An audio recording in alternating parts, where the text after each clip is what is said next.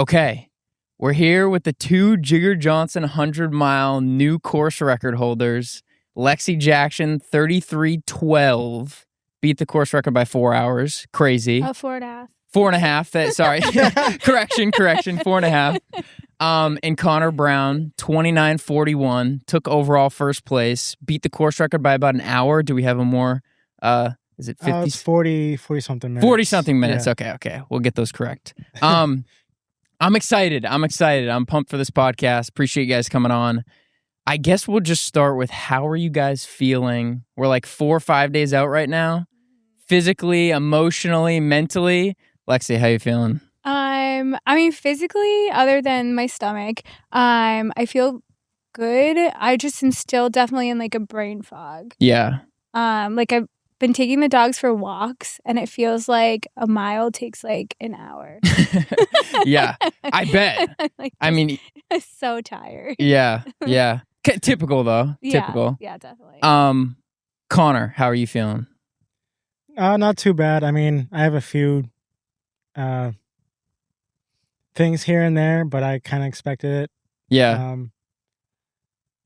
My Achilles were felt pretty rough. Yeah. Day afterwards, but they're doing good now. Yeah. My hip is a little questionable, but it should sort itself out soon. Yeah. But yeah, I mean, even yesterday I was tired. I had to take like a 2-3 hour nap. Yeah. I feel bad even like dragging you guys out here so early. Are they like really banged up? I feel like for me, for a week after, I'm just like, I can't do anything. I brought like a pillow for you guys. Like, no, we're good. We feel like pretty good today. Yeah. So that's good. I feel like that's a sign that things went well. I mean, obviously you guys crushed, and we'll get into it, but that's good. I'm glad you guys are doing well, Yeah. and I'm not dragging you guys out here against your will. No, definitely not. No, happy to be here. Yeah, same. Appreciate it. Okay. Why did you guys sign up for the Jigger Johnson 100? You both have done lots of races, FKT-ish stuff, but I guess this year, why did you guys want to sign up? Well, I did the Tecumseh FKT last year, which was a ton of planning, a ton of training, and I essentially wanted to do something easier. Oh, that's so me. Something that didn't involve like a ton of planning. I didn't even really have to like think about like planning like what to put in my pack and stuff like that. Like it would just be kind of like, I'm already in the mountains a ton, and this was just like a longer mountain day for me. Like it just felt easier. And having like aid stations and pacers, which I've never used pacers before except for like a mixed gender time, but like during a 100-mile race I've never used pacers. Like in a way it just felt so much easier than what I've been doing the last like 2 years. So. Yeah. I feel like for me, thinking about those multi-day unsupported, it is like so much it's gear. So intimidating. Yeah. So when you have aid stations and food like every like 8 or 10 miles, I didn't it's even awesome. know what to put in my drop bags because I only had like 2 drop bags and I didn't even put much in there. Dang. So like, I don't know what to put in these. Easy. Well, that's good though. Yeah. That's good. Yeah. Conor, why'd you want to sign up? So 2 years ago, 2024, I did the Jigger Johnson 50. Yeah. Crusher time. Yeah. And I was intrigued to do the 100 the next year, which would have been last year, but I just wasn't ready for it. I was dealing with an injury for a lot of months. And but last year in November, I think, before I even signed up for a Scutney, I signed up for a Jigger 100 for this year. Just to, what's my word? I don't know, just to determine myself to test yourself through it. Yeah. I mean, you saw the one way, you're like, all right, I think I can do the out and back. So now is that signed me up for August. So yeah, did you, I think, I don't want to put words in your mouth, but I think, was this your A race for the year? Was this your number one race that you were thinking about? Or was this, obviously it wasn't like you trained very hard for it, but. My A or B race, yeah. Yeah. I would say Bubba's is always my A race. Yeah, that's what I remember you saying. But this would be a close second. Yeah. This was like the big one on the calendar, one of the big ones. Yeah, for sure. Yeah. And you did the WM. So both of you guys have been on multiple times. You did the WM trail. Yeah. Did you do anything big in between, or was this like your other bigger effort for the year? No, this is it. I mean, I did like a lot of big like running, like training run type things. Yeah. But not like as far as racing, this was kind of it. Okay. Cool. Yeah, I mean, it is a huge race. I feel like everyone who signs up for the Jigger 100 is probably like their A race, like a main goal. Yeah. So how did training go? How were you feeling? My training was not, I don't know, it's compared to previous years, it was like less organized, a little bit more chaotic. Mm-hmm. So I didn't do as much like speed work and type of stuff like that. I did a lot of big efforts, but mostly just for fun.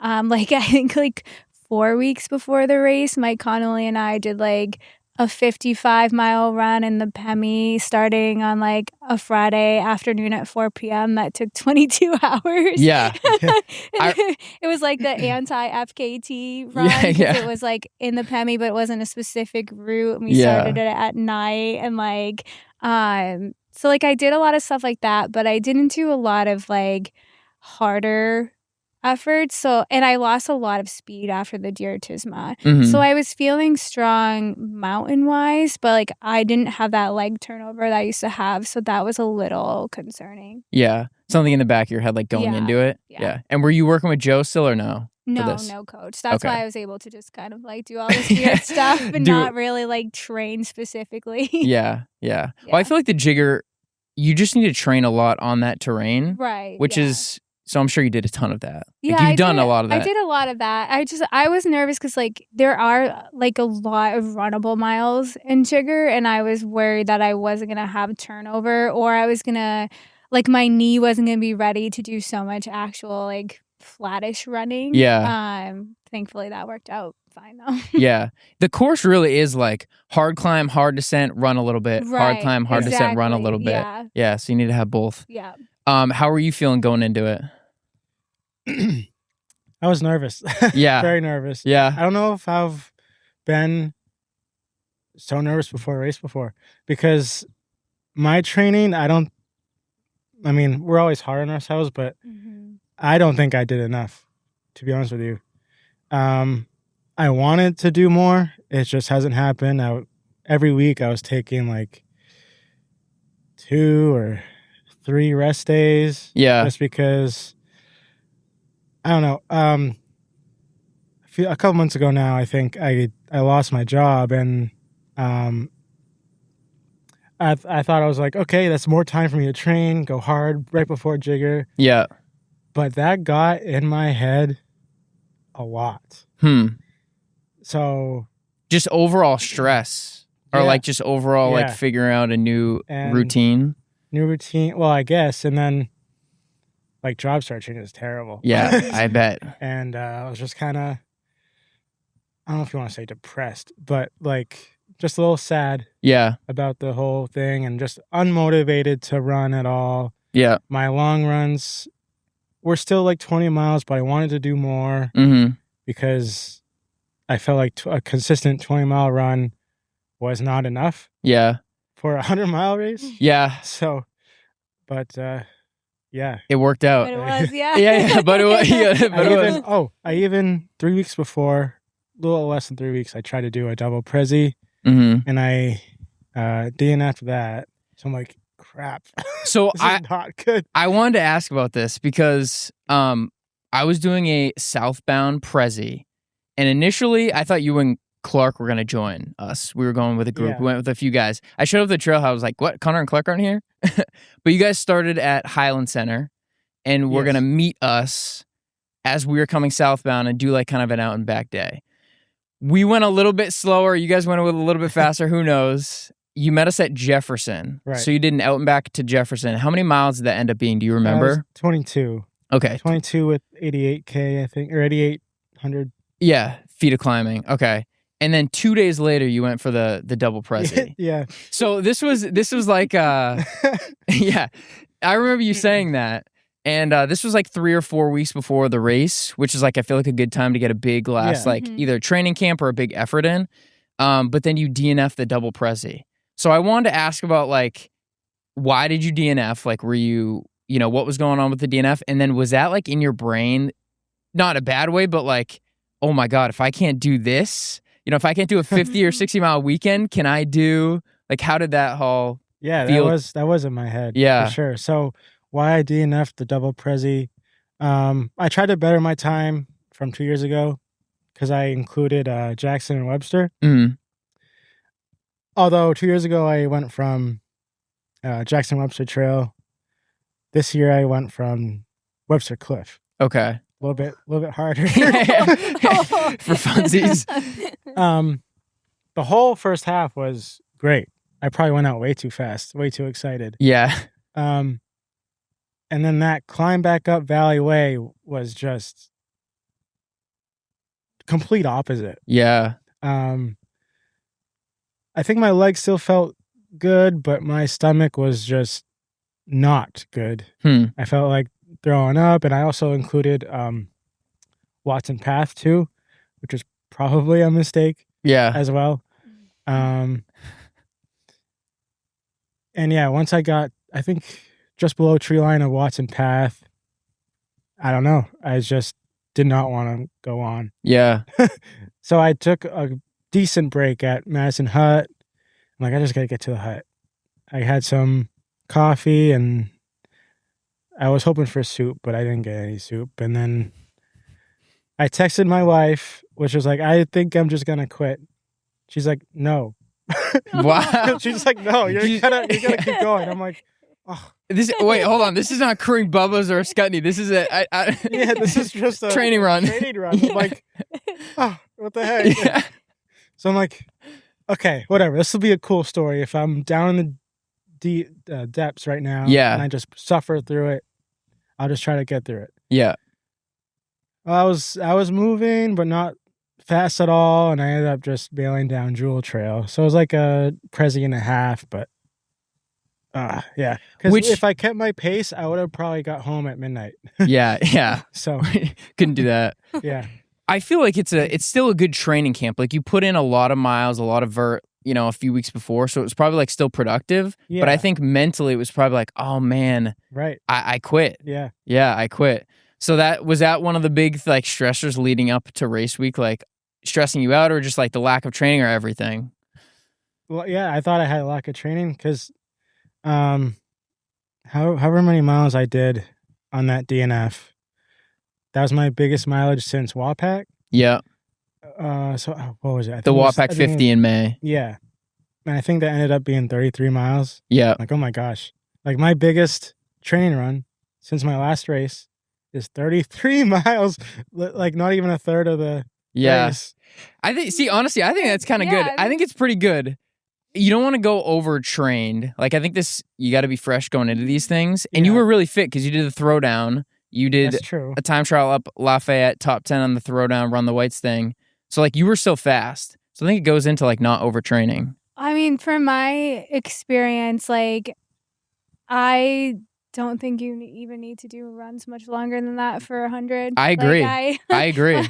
I do now just because I'm like, oh, this 55-mile route seems awesome. But, like, I wasn't like, I need to get 50 miles in. Yeah. I also, too, to add on to that, I think maybe you and I have talked about before, like, sometimes I have my worst runs, like, within a few weeks of a race. Yeah. I don't know what it is, but I have, like, my worst efforts, like, a few weeks before. We've talked about that. I feel like my peak fitness, like, a couple weeks before a race, and then I just feel bad. Like, not even before I start tapering, I just feel bad. All right, we're gonna see if this is one of the cronies. Okay, a podcast first. That was crazy. That was crazy. We just ran into some hoodlums, but we're gonna power through this. We reset up. We're gonna power through this. We were talking about a last big training run before these big events. Yeah. Are you okay on the slope right now? Yeah, I'm fine. Okay. The last big training run, like, I feel like, yeah, if you do a training camp or a longer run that, like, tests the legs but doesn't break you, you should be good, and you know you're fit, you know? Yeah. It's just like, I know that before a race, I always feel like crap the last few runs. Yeah. For sure. Yeah. So. Yeah, that's what we were saying. Yeah, me too. Were you feeling like that before or no? Yeah. I mean, on my taper runs the week before, like the first mile, I was like, Wow, my legs are already tired. Yeah, exactly. Yeah. And that's just in your brain. How were you feeling the week before? Yeah, the same way. I mean, this was the first time I tapered and my knees didn't hurt, so that was nice, but I just felt really tired. Yeah. It's always just like the dilemma where like, this might be it, but also this might be fine because it's happened so many times. Yeah, exactly. Yeah. I feel like I've gotten pretty used to it at this point. Yeah. Okay, the last thing before we jump into the race, I'm always curious about like the packing, the stuff. Sleep. How much did you sleep the night before? For me, it's always like I just don't sleep good the night before. Yeah. And for a race like this, like a 24-hour race, I feel like you can get away with very minimal sleep. But once you go into 30 plus hours, you need at least some before. So how'd you guys sleep?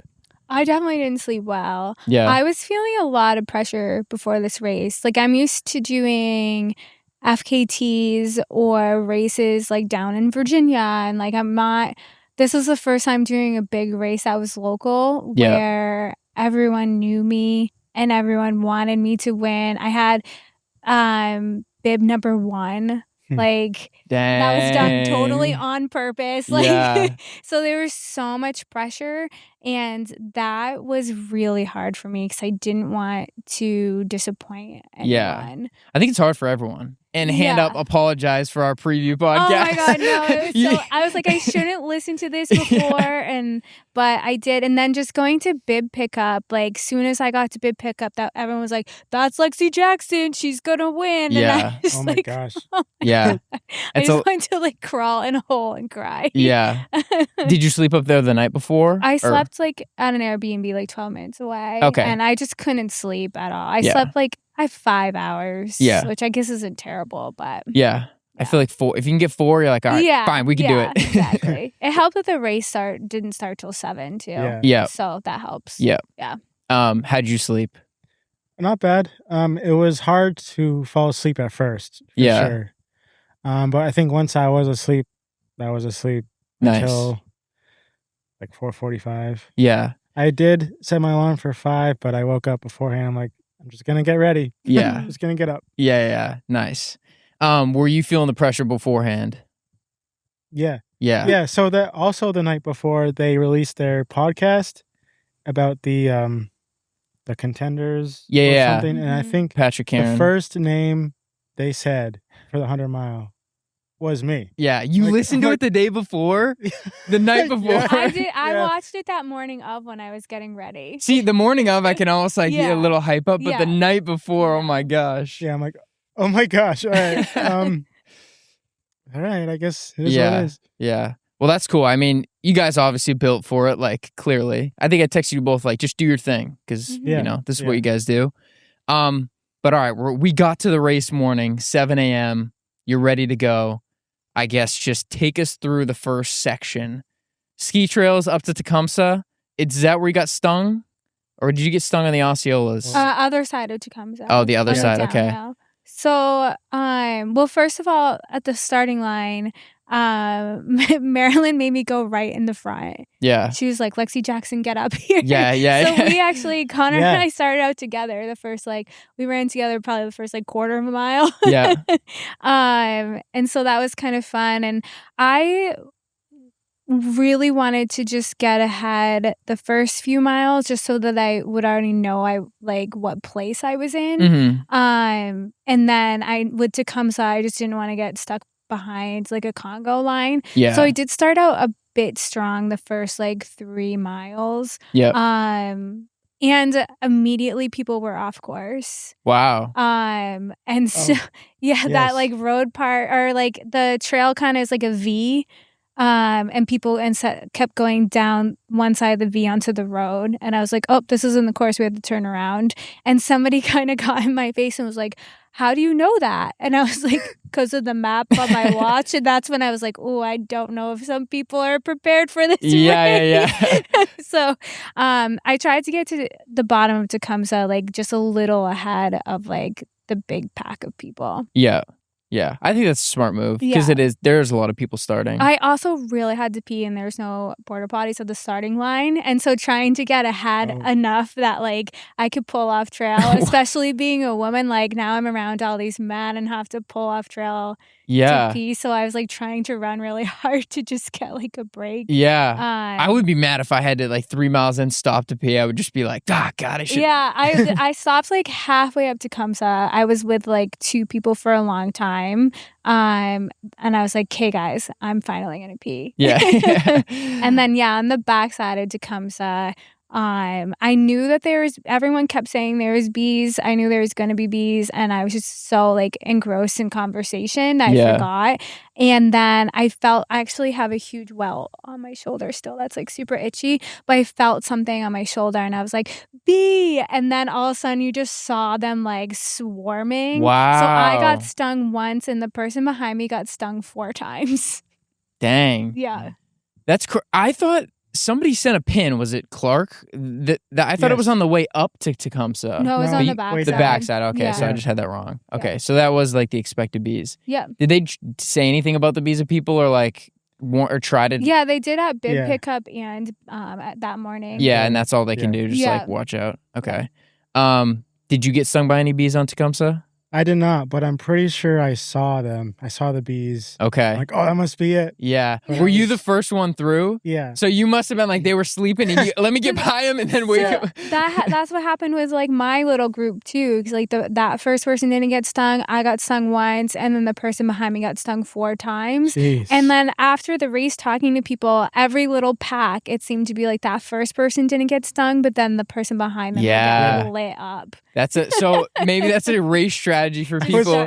Run with someone and be first in the group of 2. I was thinking about that. Like when I was on Tecumseh, I'm like, all right, going down here, I'm first so far. Maybe I won't get stung. Yeah. Oh, that's funny.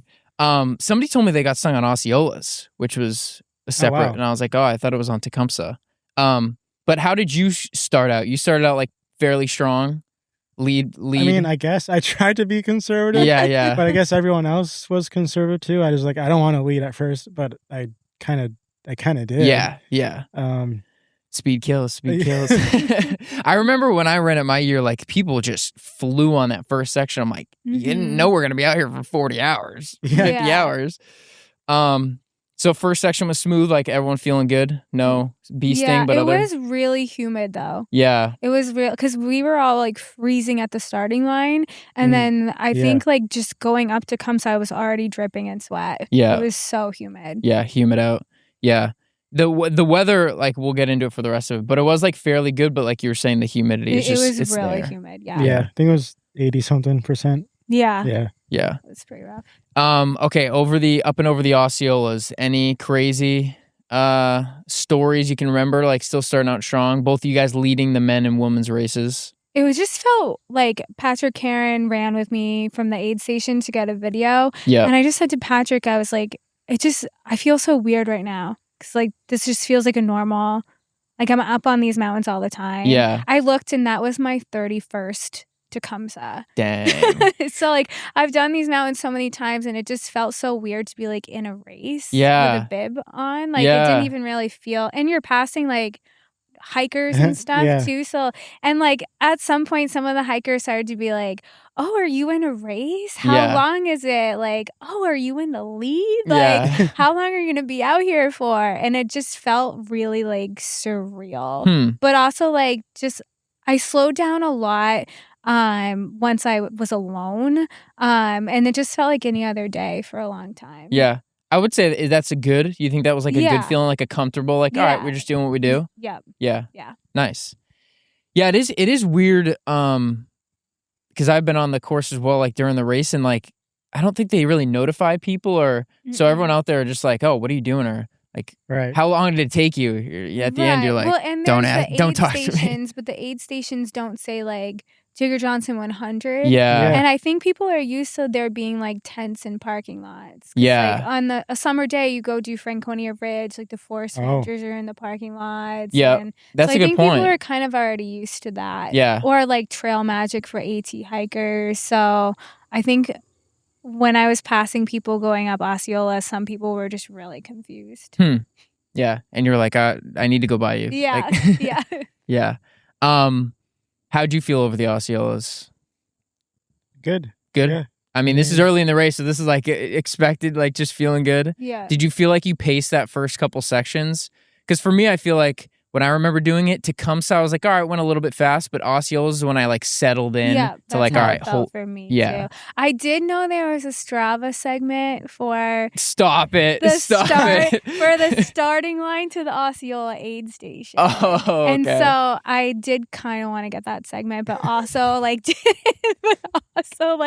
didn't want to start out too fast. Yeah. But in the back of your mind, okay.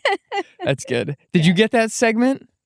I don't know if it's the same one, but I did afterwards. I saw it's called Starting Jigger Johnson Too Fast or something. That's a different one. I didn't get that one. Oh, I think that's the ski trail. I got 7th on it, I guess. 7th. Yeah, that's funny. I think some people must run it. Or actually, I don't know. There was one segment I was looking at that was like a shorter one that like there were a couple of jigger people, but then just like fast people like running it on a regular run. This one was like only jigger people because it was from the start to Hancock aid station, so it was like 16 miles. Yeah, no one goes that far without racing. Yeah. Okay, and then the notorious Hancock Notch. I feel like that section it's not, your legs are fairly fresh and it's not a lot of climbing, so it's kind of like a faster moving section, but so it's nice to like catch your breath. It wasn't that fast. No. What was the conditions out there on it? I was curious. It was pretty dry. It was. Especially the first time through. It was pretty dry. I've done it a couple times before, but I did it once with like a 20-pound pack during a fast packing trip on like day 3 or something. So I didn't really remember it. And then I paced Ashley during Jigger 50 last year, but in the dark. Yeah. So seeing it kind of in the daylight with fresher legs, I was like, oh, this trail is kind of hard. I definitely got mixed up twice though. Like at one point I ended up in like a campsite. Yes, I know exactly where that is. I've done that turn before. I had to like bushwhack back to the trail. Yeah. And then one of the water crossings, because I was flipping back and forth with Peter Flood. Okay. We'd run some miles and he would drop me and then I'd catch him. And Peter and I kind of stood in one of the water crossings at one point and was like, where's the trail? Yeah. And Peter's from the Adirondacks and he was like, you don't really blaze your trails around here. And I was like, this is a wilderness trail, so nobody cares about this trail. Yeah. So, no one even comes out here. Exactly. Yeah. So. Which I'm sure most people like ran those same little like, oops. Because there are like a lot of crossings. There's a lot of crossings. And I was like, so this trail like has just been washed out over the years. So yeah. But we eventually figured it out. They didn't do any trail clearing. I know like the Kilkenny race, they'll trim some stuff, but did they trim any? There wasn't any like down trees really. Okay. Yeah. I don't think there was a couple because I remember Peter was like kind of laughing a bit because he like could jump over them. Yeah. And I could not. I was too short. He was like, I bet you can't do that. And I was like, nope. Early trash talk. In the race. Yeah. Conor, how did you feel going through Hancock Notch, like in first, solo? It's a little bit of a different feel, I would assume. Yeah, it wasn't bad. On fresh legs, I mean, I knew the terrain of the course. Its elevation profile is flat-ish. Yeah, ish. But it's not flat, and I knew that beforehand because of the 50-miler 2 years ago. Yeah. So I kind of just took it with a grain of salt. I'm like, okay, I'm just going to take it for what it is, still go easy and stuff, and don't get frustrated at the terrain. Yeah. Don't get mad yet. Stuff like that. So, and I knew Pierre was right behind me, so I was just like, I wonder how he's doing at this. But as soon as I got to the Sawyer aid station, he was right behind me. I'm like, wow. He was. So he kept coming in at like a 1 or 2 minutes behind you for the first few aid stations. Yeah. And I was wondering if he was running with you, like you two were running together or no? No, he was just like right behind you. I didn't see him at all until the aid stations. I'm like, wow, he's right there. Yeah. And he ended up dropping. I don't know when exactly he dropped, I but think it was South Moat. South Moat. Okay, halfway. Yeah. I have a question. From the Hancock trailhead to the junction where you go to Hancock Notch, did you guys run that or walk that? Or like power hike? That first the hairpin turn? Yeah. It's the road section? No, once you get on the trail. Yeah. To the Hancock Notch turn, did you run it or power hike it? Ran most of it. Yeah. Yeah, okay. I think so. I'm just curious because I'm always like, that's a very like runnable, easy grade. But yeah, I think there's maybe a couple of spots where I like my little legs did like a step up versus like run, but I think I ran most of it. Yeah. It's just like a little grade where on most run you'd always run it, but like I'm just trying to gauge like how you guys. But you guys were like, I knew Hancock Notch would be less runnable, so I think I took advantage of that. Yeah, because I think it's like 200 or 300 feet of climbing, and then you have like up to 1,000 really up to Hancock Notch where it steeps. Yeah. Okay. And then that section, I haven't been to the new aid station where you pop out on the Cank. Mm-hmm. Anything like crazy going there, or that's just kind of like rolling trails? From Hancock Notch to the aid station on the Sawyer River Trail, those are some of the best miles of the whole race. Best. It's like slightly downhill, single track. It's really, I remember Peter's like, oh my God, I gotta stop and take a picture. It was like, it's so pretty. And I was like, this is where you might see a moose. Like, it's just such a nice section of trail. Yeah. And quiet back there. Did you see a moose at all? Or no moose. I saw, it was 2 miles after Sawyer, but I saw a mama bear and cubs. Wow. One cub, I think. Cool. It's kind of terrifying. Terrifying. Also terrifying. Were you like, how close? I wasn't. It was a safe distance, but still, I was like, I kind of slowed down a little bit. And, Hey, bear. It's crazy. Did they run off when they saw you? It was, I don't know if it was a run. It was like a brisk walk, I guess. So them, but that's crazy. Yeah. Oh my God. That's cool. That doesn't happen that much. Yeah. But like you guys are saying, like this is like a remote section where this is where it would happen. Yeah. Oh yeah. Definitely. Yeah. Okay, so you got what is the exact mileage once you get to that aid station? Do you remember? 25.5. 25. Yeah. So like a quarter way in. How are you guys feeling? Like going to plan? It's starting to get a little bit hotter out. Like where was your brain at? So this is where my issues kind of started. Yeah. We'll get into it. Be as graphic or not graphic as you want. So like I said, it was really humid at the start. And between the start and Hancock aid station, so like 17 miles, I had 4 tailwind packets and salt tabs. And I think I had a little bit too much salt. Salted up. And so my stomach kind of started to turn a little bit. And when Patrick was like filming me leaving Sawyer, I was like, my stomach does not feel good. And I'm used to I usually don't feel good in 100 till like mile 60. So I'm used to feeling like pretty low around mile 30. That's usually when I'm like, oh, this is going to be a long day. So I kind of said that to him and was like, oh, okay, whatever. Also, I saw at the turnaround there was so many men ahead of me, and I felt like I was kind of chasing the men. So I was like, I think I'm in top 10, but I don't know. So then that kind of got in my head a little bit too. Even though it's so early in a race to be worried about what place you're in. Yeah. But yeah, just having my stomach issues start at mile 25. And I got to that aid station, I had a pickle shot, and then I think that's when I switched to ginger ale instead of tailwind. Okay. I think I need to lay off the salt for a bit. Yeah. Yeah, that is when you get something that's popping up, and usually that's the time when it does, you're like, oh man, I have to figure this out for a long time. Early. Yeah. Did you have any issues around there? Not around there. I didn't have problems until mile 35. 35. Is that before or after Tremont? It's coming down Tremont. Yeah. For the first time. Oh, for the first time? Was it just steep? Oh, for the first, I see what you're saying. Yeah. You go up it twice. Yeah. What were the issues? My stomach was taking a turn for the worse. Yeah. And coming down, it was mile 35, coming down Tremont.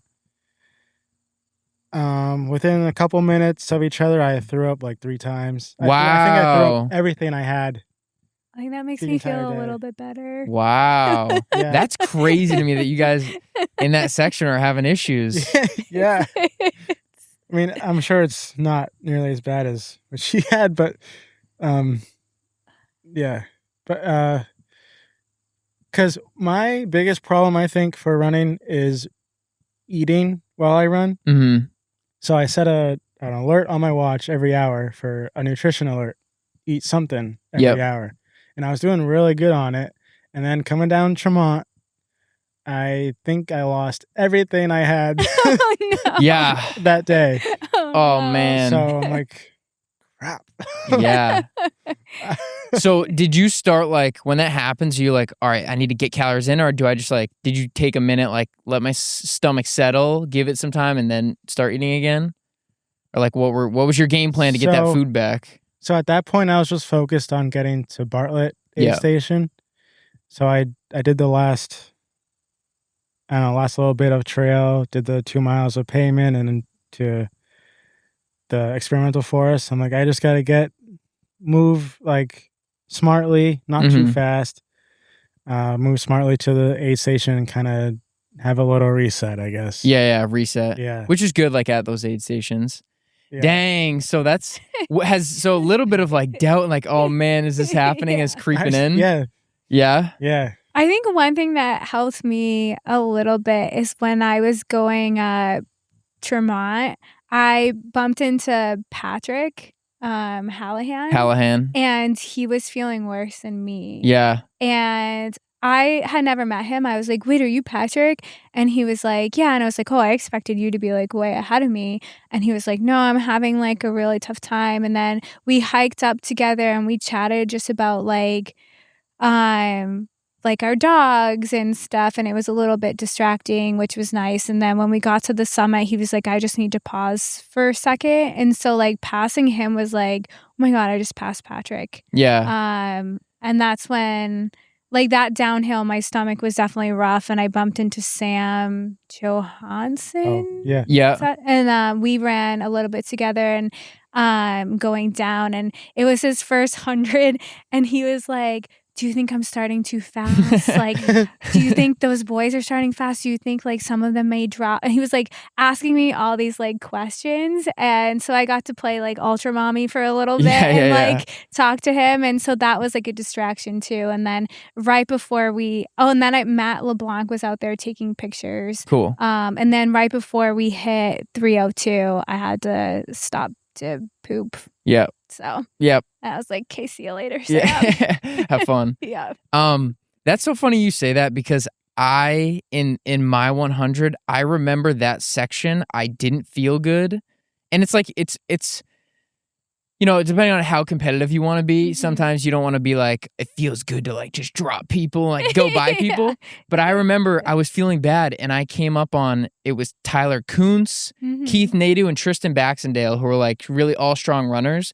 And I caught up and passed all of them. I was like, oh, okay, well, I'm doing good actually. Like, even though I don't feel good. Yeah. I always say it's a better feeling to pass people than get past, like in a race. It could just mentally boost I mean, you. I've been flip-flopping so much with Peter, so I had been getting like passed, but definitely it's also like, I mean, I felt bad for Patrick, but it's also nice to be like, okay, I'm not the only one who's like miserable. Yeah. I think most people are like at that time, are like, all right, this is hard. This is going to be really hard. Yeah. And then up next is, I think, one of the toughest stretches is the out and back to the South Moth Aid and back. Yeah, so I will say at Bartlett too, when I got to Bartlett, there was someone who had been trash talking me a little bit at the beginning of the race. And so when I saw them sitting in a chair, I was like, we were like trying to avoid eye contact, but I was like, oh man, their day might be done. And then there was like two other guys sitting. I think Sam was sitting and Peter was sitting. And so I left that aid station like 3 places ahead of where I had been. Yeah. So that was definitely a nice boost leaving that. That thing that I found interesting is that, so I didn't sit at all the entire race. Like I was in and out of aid stations within seconds. Like I never really stopped long at aid stations. But it is like, Peter and I were flip-flopping. Every time I got into an aid station, he would be sitting, and then I'd leave the aid station and he'd blow by me, and then we would run a little bit together, and then he would drop me, and then he would be at the next aid station sitting again. Yeah. And I said to Peter, I was like, it must be so nice to be so fast so you can sit at an aid station. I ain't taking no breaks out here. So great. Yeah. But that was like, so I kept, every time I passed men at the aid stations, I did have it in my mind like they're probably gonna pass me again. So it was like a little bit of a boost, but and then sure enough, once I left, Bartlett, here comes Peter, and I had to poop again. So bye, Peter. Yeah. I poop. Yeah. So Yeah. Flip-flopping back and forth. yeah. That goes to show, I always tell people, one of the best ways to get faster on anything is just don't stop. Exactly. When you stop and watch someone run away from you, Yeah. you just realize how, oh my God, if you were just like even walking, it's like they don't go as fast. Although you do, it's a balance because I also don't always take care of myself. Yes, you have to make sure, you're setting yourself up. And be like, man, I should have like applied more squirrel's nut butter. My back is so shaved. Yeah. I'm like, I didn't change my shirt or shoes or socks or anything the entire race. Like maybe I would have been more comfortable if I put a different shirt on. Like, so take a couple seconds. Yeah. Yeah. What were you guys wearing? Were you both wearing vests, I assume? Yeah. Did you have any belt on for anything? Yeah. You had a belt too? I had a waist belt on until my stomach pain got so bad I couldn't wear it anymore. Yeah. Yeah. So. Yeah. Were you wearing a waist belt or no? No, just a Solomon vest. Solomon vest. Yeah. Okay. When did it get dark on that section for you guys? And like, how did that whole section go? That table, Attitash, the Moats? Dark in what way? Like, I was thinking physically like a nighttime, but tell us about any dark moments. Gosh, well, I mean, even after Bartlett aid station wasn't too bad. I was really hoping they had soup for my stomach. Guy loves soup. But I was too fast for the soup. That was another problem. I like none of the aid stations didn't have a whole lot because like when you're front of the pack, nothing is really quite ready for you. Yeah. So I think what did I have instead? I think they just gave me like a ginger chew, which I had like a couple bites. Yeah. Of. I didn't even like that. I don't like those things. But during the aid stations, I would take a couple sips of ginger ale, a couple sips of what did I have? Like a electrolyte mix or something. But from Bartlett, I just took my whole bottle of ginger ale with me after I left. Yeah. Mm-hmm. And that seemed to be doing fine. I picked up Stieg Bertram, my first pacer. Yep. From Bartlett to South Moat. Mm-hmm. And I mean, that section was fine. I didn't throw up in that area. So dark in the mind was fine. But I guess I didn't get to put my headlamp on until the top of North or South Moat. I forget which one of the Moats. Yeah. Yeah. Nice. And it had your stomach, so you had the chews, you had a little bit of ginger ale. Ginger ale. I had I also had some pills, electrolyte and salt pills that I was taking. Everything else just did not sound appetizing. Gotcha. So gotcha. Yeah. Nice. I did suck down a chew. It was a little rough, but it did stay down. Yeah. Yeah. We have one chew in there juggling around by itself. Yeah. And a bunch of ginger ale. Yeah. No, that's good. And was that a good, like, getting a pacer is always a good morale boost? Oh, yeah. Yeah. For sure. So, Stieg, my parents, or my mom and my mother-in-law drove Stieg to Bartlett. Mm-hmm. They got there 5 minutes before I got there. Oh, my gosh. Wow. So was he frantic? Or was he ready to rip? He was ready. Yeah. I mean, worst comes to worst, he would have, if I would have passed before they got there, he would have cut up to me. Yeah. Yeah. He's so strong. Yeah. But,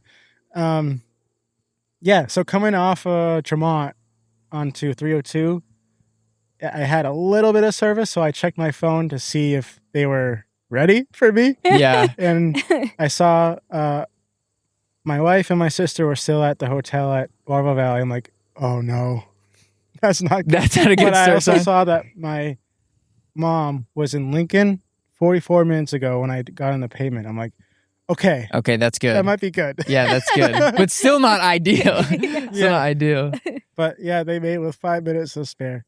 Did you give your crew pacers splits ahead of time? I'm sure that you did. I had a whole spreadsheet. Yeah, did you? Yes. Okay. Yes, but I was obliterating them. Being fast. As Allie said on I her had story or that something. problem at first too. Yeah, you had the same problem? Like when I got to Bartlett, I texted my husband and was like, I I thought I was going to be here at 7:44 and I'm here at 5:44. Yeah. And I was like, I'm probably going to slow down over this next section, but I'm definitely going to be to South Moat early. Yeah. So. Yeah. Well, good you got picked up. And like you said, if they were there a little bit late, it's not like, it's probably a little disorienting, but it's not the end of the world. Yeah. Did you pick up your first pacer at South Moat? Is that Mike? Yeah. Okay. At the halfway. Well, so before that, so I left Bartlett. Peter passed me when I was pooping again. And so I get to Bear Notch Road and oh yeah, I forgot about this. Yeah. So Peter's like, he passed me. He's like just so strong on like the runnable sections too. So I would just let him go ahead. And so around the bend, Peter kind of disappears, and then I see a cop car with lights flashing and a car stopped. And all I could think of was, oh my God, did Peter just get hit by a car?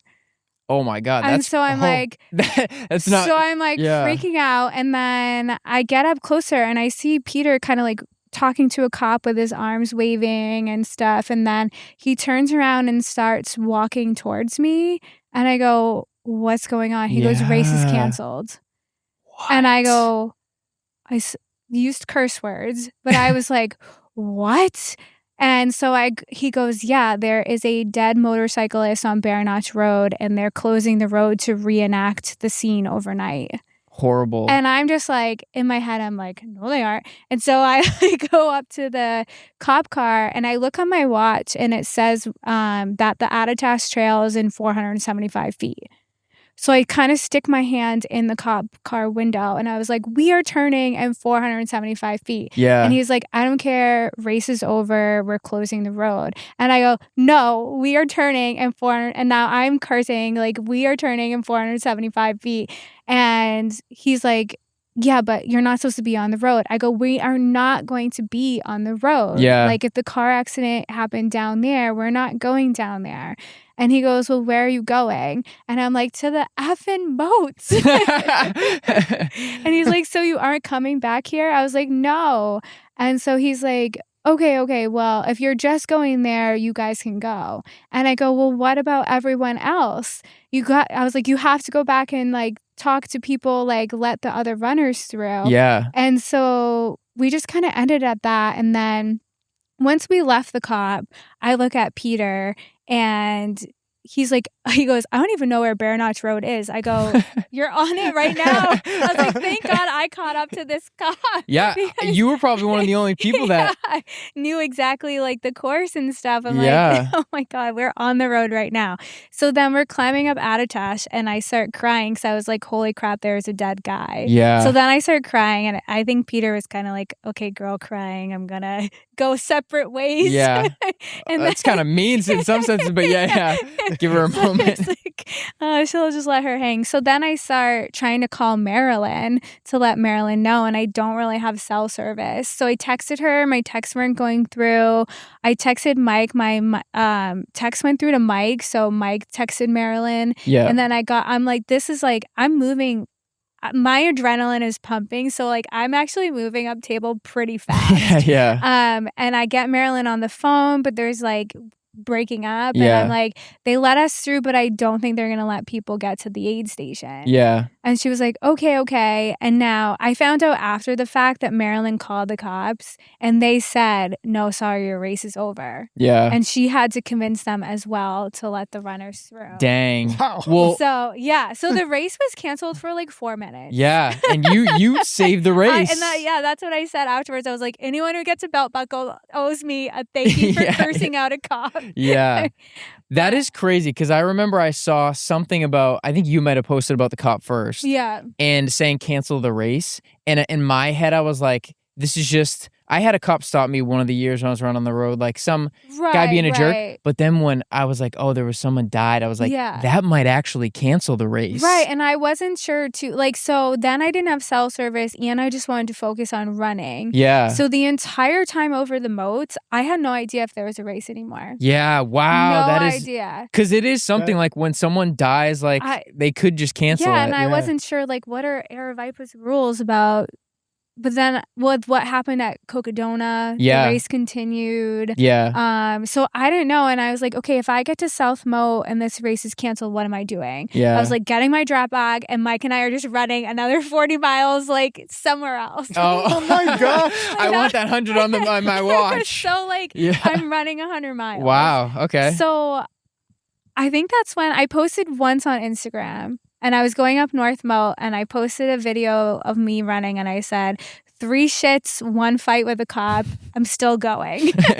See, this is actually a good lesson for any ultra. If you have that mindset of I'm doing whatever mileage or whatever, I'm getting to the end, you usually get there. Yeah. But that's a good. So then I'm just waiting to see Conor, and like I wasn't sure like when I would see him, and then I get closer to South Moat and I still don't see Conor, so I'm like, oh my god, race was canceled. And then I finally see him and Lyle coming up South Moat, and I was like, thank God race is still on. Yeah. Wow. That is a world when I forgot. I knew you were telling me about that. Sorry, I forgot about that. And so you didn't even know. You were just like running like you were. I had no idea about the like the run of Cancellation part, but I did. So Clark sent in our group chat about the situation, and I don't know if my sense of direction is correct, but on top of South Moat, I could see cop car lights.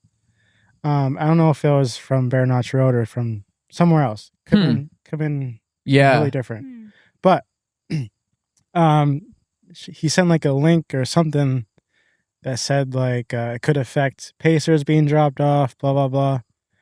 And I didn't see it. I think Stieg told me, but he's like, oh no, don't worry, it's not gonna affect you at all. Keep running, just keep running. Wow, you may have to do this whole 50 with me, buddy, if I can't pick up Clark later. Yeah. That's good. So you got to the halfway point at 14. Oh my God, I had the split 14 something 30. 14:30, yeah. Yeah, 14:30. Yeah. Which is really fast. Crazy. Yeah, crazy. And then you were 16:40 maybe. Yeah, and I didn't think I was going to be there in under 18 hours. Yeah. So that was like, whoa. Yeah, no, that's really fast. Do you guys know the full vert from Waterville Valley to the South Moat Trailhead? Because like 16K. 16K? I know. Yeah. Yeah, because I know compared to the 50 mile, it's 1,000 or 1,000 feet more or less. I kind of forget because one's higher elevation. Oh, see, I was wondering that as well, if one direction was harder than the other. There is one that I think is a little bit longer, and I think it's the out. But anyway, really, yeah. If you were doing the out versus the 50-mile back course, because obviously the way back is shorter. Okay, and then we'll talk about the finishing races. But you guys both pretty much evenly split.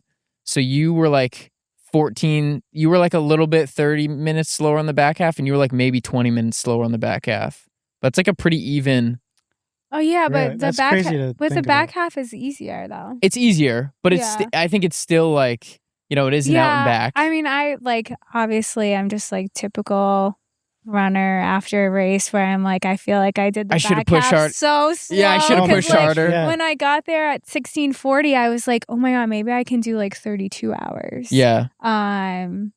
Yeah. And when I got to South Moat again, there was like 4 boys in chairs. These boys in chairs, man. You got to get up and move. Not Conor. Peter changed into an entire new outfit. Yeah. I saw Pierre was sitting there. And then, so I saw you near the top of South Moat, and then I saw Ben at the bottom of South Moat. So Ben was not that far ahead of me. Yeah. And I remember Mike saying like, Ben just left. Yeah. And so I thought maybe I could catch him. And I remember looking at Erin and was like, so if I leave right now, I'm in 3rd place. And she was like, yes. And I was like, okay, go. But yeah, my stomach was really bad at that point. Like I tried to eat half a PB&J, and it took me like a whole mile going up South Moat to eat it, and Mike would like try and talk to me, and I was like, sorry, still trying to get this down. So my stomach was definitely getting worse at that point. Yeah, which is tough in a halfway, but also I feel like once you take the step past the halfway, you're like, I'm closer, I'm rolling downhill. Right. You know what I mean? Yeah. But that first section on the way back is a tough traverse. It seems so much steeper than I remembered. Yeah. For sure. At all the climbs. Yeah. All the climbs. So, I guess I say this now. Like, within the table and Attitash section, like, it was both those climbs and everything between was, like, steep for me. Yeah. And every single time we were going uphill, I had what you said in my head about the climbs. You're like, dude, a bear. You remember that when we had the preview? Yeah. I had that in my head. I'm like, this is such a bear. Dude, I went in, this was so random because I was messaging Sam on Instagram yesterday, Sam Johansson. Okay. And then I went to Black Mountain Burger yesterday because I was up north and his friend was the bartender. So he asked me if I did Jigger Johnson. I was like, no, I didn't do it this year. And then he was like, oh, I just paced it. So I was like, I was just messaging Sam yesterday. Yeah. And then he said, I listened to the podcast about your thing about the moose back there. And I was getting thinking like, oh yeah, this is very moosey back here in the same in the same section. So hopefully I didn't like put any bad thoughts into people's minds back there. But it feels just super remote in the middle of nowhere. It does. Yeah. I will say I really did like going back over the moats though, because that's when you start seeing all the other runners. Yeah. And like, well, you probably didn't see anyone till like Attitash, but no. but there was like a party on the moats. Like the middle of the pack and the back of the pack we're having like way too much fun. Like I definitely think I smelled a decent amount of weed up there. Like somebody looked at me and was like, the stars are so nice tonight. And like, somebody said something to Mike, like, oh, you're just pacing? And he was like, yeah, I'm just pacing. He goes, you're doing the work of God. And like, it was like everyone was just having so much fun. Yeah. And that brought like such good vibe. And I knew so many people running. I was giving out hugs. Like I loved the Moats overnight. That does make the course special because on the out and back, a lot of those mid back of the packers, they are just party people. They're just having a blast the whole time. And a lot of them don't even care if they finish or not. They're just like, we're out here like trying to like PR a distance or just enjoy the ride. And it's almost a beautiful way to run races. The way we do it stinks. It is. I was a little jealous, not gonna lie. Imagine just hanging with your fellas and just eating whatever, you know? Yeah. On a crazy journey. But it is a good boost, like even when you're running competitively, like, you know, cheers or whatever, see people.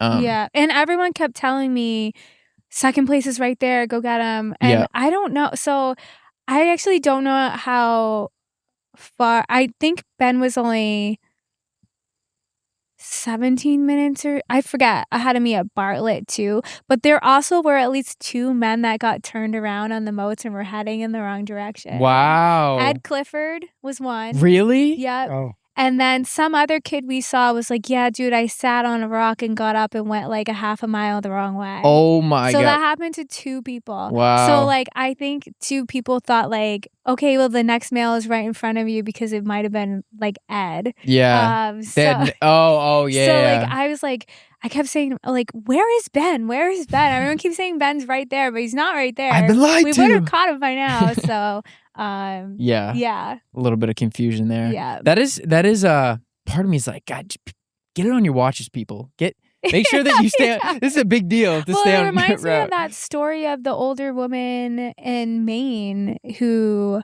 got mixed up on the AT and ended up dying. There's a whole book about her. Okay. Never heard that story? No. Yeah, she went to the bathroom, I think. Or and then just went the wrong way. And when they eventually found her, like a long time after, she was so close to the trail. Wow. And that was actually, I stopped to go to the bathroom yet again on the Moats. And when I got up, I was like having a hard time finding the trail. And I yelled to Mike, I was like, I don't want to be that woman. Oh no. Wow. Oh my gosh. So the Moats at night can be tricky. They're so confusing. They're all so those little like, Right. yeah. Especially, I don't know if they rerouted it coming down south towards. They did. There's one section, So your watch keeps saying you're off course. Both up and down. My watch said I was off trail. I'm like, I don't think so. Yeah. Yeah, they rerouted like a couple of sections. Yeah. Where are we? Right. Okay, so you picked up Lyle. and then you picked up Mike at the halfway. You're headed back.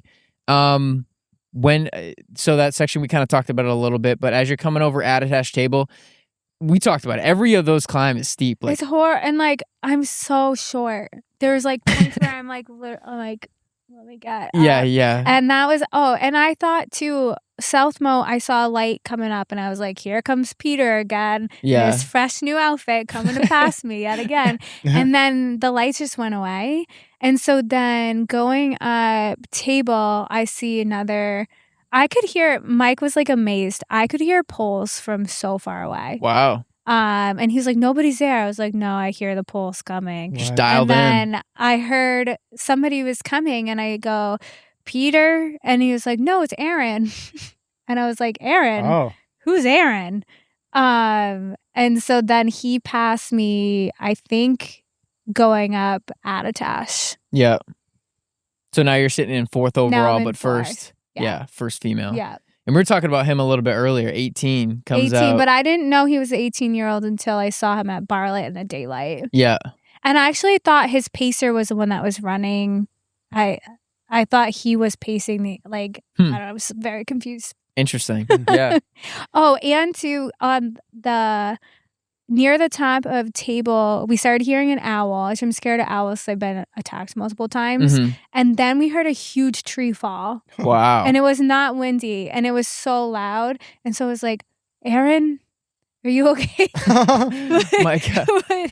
Everyone was. I didn't see any squished human beings. Yeah. So. Yeah.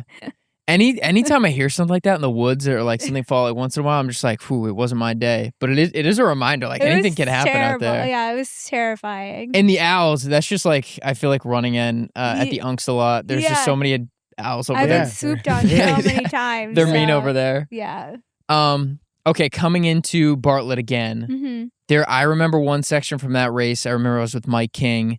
There was a 0.5% grade uphill road, and I was like 24 hours in, and I was like, he was like, "We got to run this," and I was thinking like, "Mike, I know we got to run it, but I'm just saying it's not flat because I can feel a little bit of grade." Yeah. Were you guys still running those sections pretty good? Like, how did that feel? Yeah, the running I legs. actually liked the like slightly uphill. Like, kind of felt good in my legs at that time. Yeah. A little less impact. Yeah. Yeah. And I remember that climb because I remember saying, "Mike, once we get to the top, I'm going to poop again." It seems like a theme for this race of yours. So, Still battling the stomach.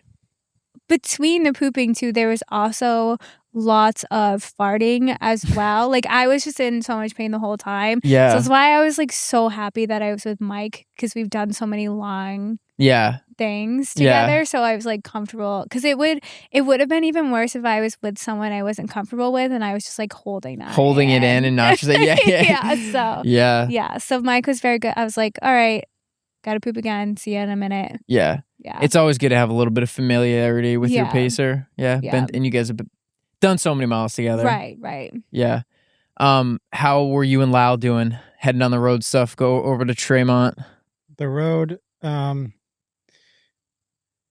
it was because he told me, I kind of forgot, I guess, coming out of Bartlett to South Moat, and the trail section out of South Moat, that was my darkest point by far. Yeah, wow. Probably the roughest part for pacing out of the 3 pacers I had. So shout out to him. But and then coming out of the trail onto Bear Notch Road and then the Bartlett Experimental Forest, he's like, "Yeah, it's all downhill from here." I'm like, well, to the aid station, and I was like, "This is uphill." What the heck? I was like kind of struggling because I could not wait for that aid station. Yeah. Because I needed another reset. Yeah. Because I threw up another 3 times. Oh my gosh. I think on the top of South Moat for the second time. Wow. So whatever I had, I think it was potato soup at South Moat, which was phenomenal. But guy got his soup. That was gone not too long after. And that dark Attitash Table section was just I thought my lead was diminishing. I'm like, I'm losing so much time right now. Yeah. Wow. But I'm I mean, I can imagine everyone else is going through the same thing too, but yeah, similar issues popping up. I mean, I do think whenever I hear stories of people like having stomach and maybe not eating as much as they wanted or throwing stuff up, I just think there's only a small subset of runners who can like power through that because it's so hard when you don't have the fuel. Well, see, I was still getting in like between 200 and 300 calories an hour. Okay. But it was mostly like ginger ale and gels. Yeah. That's ginger ale. Yeah, ginger ale. And then I think I switched to like Coke after a while. Yeah. But yeah, it was like, and every time I had the 1 hour on my watch too. Yeah. And whenever it pinged, I was like, oh, I have to eat another. I know. I was like, no. Like once that came up, like it might take me a half hour to eat something. Yeah, you just hold it in your hand. Yeah. And like, Yeah. Oh man, that's funny. Yeah. Well, that's good. Yeah, you get down what you can get down. Maybe that's the Jigger Johnson formula power, or we won't. I guess we already told everyone. Ginger ale and gels. Yeah. How was the climb back up Tremont? Going back up. That was when, so I passed Aaron at the Bartlett aid station. He was sitting there. And that's when I was like, oh my God, you're the 18-year-old. And I told him all the naughty stuff I did when I was 18 that was not running. Yeah. I was like, I'm 20 years older than you. And he was looking really rough. And so I was like, okay, third place again. And then got to 302. And running faster hurt my stomach even more. Yeah. Like so bad. And then we look and here comes Aaron again. And I was actually looking forward to the Tremont climb because it was like last big climb and like yeah, exactly. Like it was like one more big climb. And then, but once I started climbing Tremont, my stomach hurt so bad. It was like so distended. Like Mike and I were joking that I was like about to birth a Tremont baby. And Mike's like, should I just push on it? I was like, no, don't push on it. It just like, and like Aaron was behind me. I could hear the click clack of the poles. And like, I'm like, okay, he's definitely going to catch me. But yeah, that was, my stomach just hurt so bad. Yeah. Like just like stabbing pain. Jeez. Just horrible. Did you ever get any relief from that from your bathroom excursions or like? Well, so the issue is every time I went to go to the bathroom, it would just be like a little bit of like liquid coming out. Yeah. And that was it. Yeah. It was, I mean, yeah, it was just disgusting. Horrible. Yeah. And it wasn't until later on in the race I had like a good method for pooping that actually helped. Okay. So like if I method. So it's so bad. Sorry, just but curious. Like, so like if I squatted to go to the bathroom, like not much would come out. If I waited till the pain was so bad and then just pulled down my pants and farted, then it would help. Okay. So I was calling, like, we were trying to come up with like a yoga name for it. And I came up with the squirting Shiva. You heard it here first. So we made up all sorts of songs about squirting and like just... As you do 24 hours into a race. But that's what, because it was like I just really need to fart, but like every time I would fart, I would shit. So like it was just like, yeah. Yeah. Things get nasty on the podcast. But that didn't start helping until mile like 80 something. Okay. So like on the backside of Tremont after Aaron passed me, and that's when Aaron like he started to look really good. He was like, I tried to nap, but there's ice cream at the finish.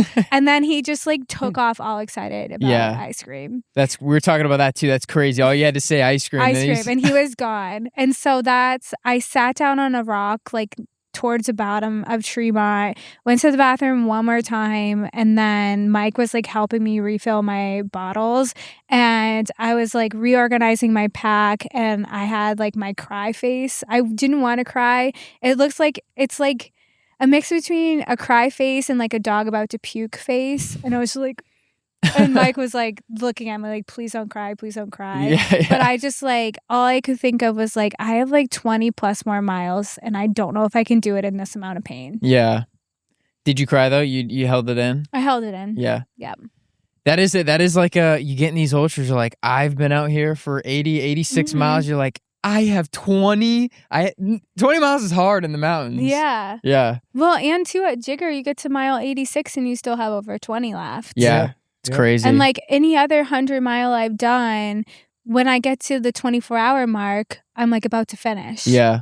This is like you get to the 24-hour mark and you still have a lot to go. Yeah. It's like you're not even close. Yeah. And then when you calculate, okay, if I'm moving at 3 or 4 miles an hour, that's 7 hours. Right. That is so long. And that was when too, like, so after I came up with the squirting Shiva pose and my stomach started to feel like slightly better, that's when I looked at Mike and I said, what has your average pace been since you started pacing me? Yeah. Because I feel like we're doing like 30-minute miles. Yeah. And he told me it was like a 21-minute pace, 30 miles with like 9K vert. Yeah. And I was like, that is not terrible. No. So then I did like the math and I was like, because I really wanted sub 34 hours. And I was like, okay, in order to finish in under 34 hours, I just need to do 19-minute miles. Yeah. Which is like possible after Tremont. After Tremont, yeah. So that's when I lapped my watch and that's when things got a lot better. Yeah. I think every ultra, every 100-mile, there's lots of war stories, lots of things going wrong, and we've gotten into the weeds of it, but make no mistake, you guys were crushing. Looking at just the tracker, you guys were moving. So this is just like, they say it's problem solving, being tough. This is like just how you do it. Like at 3 miles an hour is awesome. So yeah, once you get off Tremont, it's a long way, but it is kind of like mostly flat, easier. And it is probably like, all right, we can do this. Did you guys both like, what was the point where you're like, we're finishing this thing? And I think decent time. I think once I got closer to Sawyer, like once I knew I was going to pick up Ashley, she was going to have a boombox with my playlist on it. Thing is, I could run whenever my stomach wasn't hurting super bad. Yeah. And so once like I kind of started to work out the stomach stuff a little bit, then I was like, all right, I think I can do this. Yeah, it's close. Yeah. So you picked Ashley up at Sawyer. Yeah. Did you pick Clark up there? Yeah. Yeah. And that's got to be a boost for you. And a fresh, energetic Clark is dangerous. I said that at South Moat aid station, and the volunteers were cracking up. Yeah, it's so true. I mean, everyone knows it. When you see Clark and he's pumped to be out, he picks everyone up. So that's a good pick me up. Oh yeah, a little bit of caffeine and some Clark pacing. Yeah, a little bit of caffeine, because I was at every aid station from probably Bartlett the first time or something. I was having 1 can of Red Bull, 1 bottle of ginger ale. Wow. Yeah. And I would run with it. So actually, there was one, I forget which one it was, but I finished a whole Red Bull at an aid station, and I carried out one too. Wow. This guy was hammering Red Bull. Because the caffeinated gels were not working. Yeah. So I'm like, I have to figure something else out. Yeah. That's smart. Yeah. Rocket So fuel. there's that. Yeah. After Bartlett, I think, is when I turn it around. Yeah. I hate that Tremont climb both ways, but that was not too bad. Yeah. Did it get light after Tremont? Yeah. So sunrise was like when I was just below the summit. Okay. Wow. Yeah. Which is that's a good pick me up. Yeah. Yes, for sure. Like you could see the sun peeking through the trees and looked like the trail was kind of like on fire. I was like, whoa. Wow. Okay. And then I didn't know I was running that fast. Yeah. Yeah. Hardy hard. And then going down Tremont was kind of just like, I can't wait to get off of this trail so I can get some like easier miles to Sawyer. Click some off. But yeah. And then picked up Clark at Sawyer. Yeah. Did you know that you were, I think at that point, like both of you guys on the back half, you guys were crushing the first half, and just watching the tracker on the back half, it was like they're moving strong. I think they're gonna close hard. Like it doesn't seem like they're having any major issues. Which is just like I mean, obviously, it's probably a different story. You're there, like, almost crying. I remember telling Mike, I was like, people are probably looking at my tracker thinking about the time of my life out here. Yeah. This is what I'm describing. Yeah. Squirting out of my ass every few miles. But it's going bad. But did you have a similar pick-me-up when you got Ashley? Like, all right, we got Yeah, and too, like, I had a pacing chart, and, like, I was like 2 hours ahead of my time, and then I was like down to like just like a half an hour ahead of my where I wanted to be. And so when I got to Sawyer and I was still like 30 minutes ahead of 34-hour pace and knew that like I could move a bit faster at the end, that was definitely a pick-me-up. Yeah. How was Hancock Notch the last time through? Not fun. I don't know if you noticed this too, but it was so much muddier the second time. I was like, where did all this mud come from? Because I remember I did pretty good keeping my feet dry, like for mud and stuff. I think I slipped in the mud once in Hancock Notch on the way out. On the way back, I was like, oh my gosh, like, it was horrible. Where'd these come from? Yeah. Well, do you think it was just people stirring up or whatever? I think it was just from people running through. Yeah. It was. The rocks seem more wet too, but I think that was just like my brain or something. But it definitely seems like wetter and muddier on the way back. Did you guys get your feet wet on any of those crossings, or were you able to rock hop it? Ooh. I avoided it the first half, but the second half I just walked through. Yeah, walk through. And you kept the same shoes on the whole time, which is kind of your style. Yeah. Which is kind of crazy. Yeah. But it worked out. Your feet weren't like super bothering you at the end? No. All good? Yeah. Dang. Yeah. Did you get your feet wet at all? Any sock changes? I think so. I can't remember where I think I accidentally made a step in a river crossing. I can't remember where that was. Yeah. But yeah, South Moat, I did a full, I don't know, it was a long break. It was probably longer than it should have been, but it was intentional. Yeah. I did shoe change, outfit change, everything. Yeah. Everything. Yeah. New kit. It does make you feel a little bit better. I even stashed my massage gun at South Moat. Nice. I massaged my legs. Wow. So it's not fair. Not fair. Yeah. So coming out of, going back up South Moat, I was like, wow, I feel amazing. And then it lasted like not long at all because I threw up all my energy. Yeah. That happens in the back half. Like, you can feel really good for like a short period of time, especially if you're behind on calories throwing up. And then if you burn that like gel that you just ate, then you're back to like, oh man, it was just that one little sugar rush, you know? Yeah. Yeah, that's good. And then so get through Hancock Notch. The end is like a lot of downhill.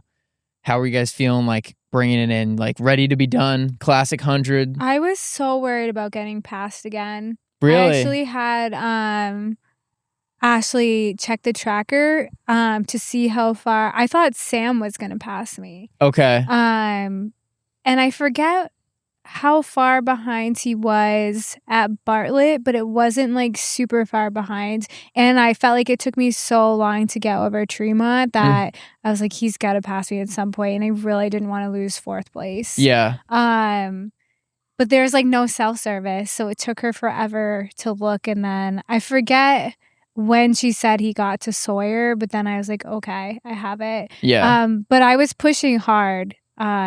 Scott Trayer, who used to coach me, he always used to say, always be closing. And that was just like in my head, like the whole time. Like anytime I can run, I need to run. Yeah. Yes. Yeah. That's how you do it. Yeah.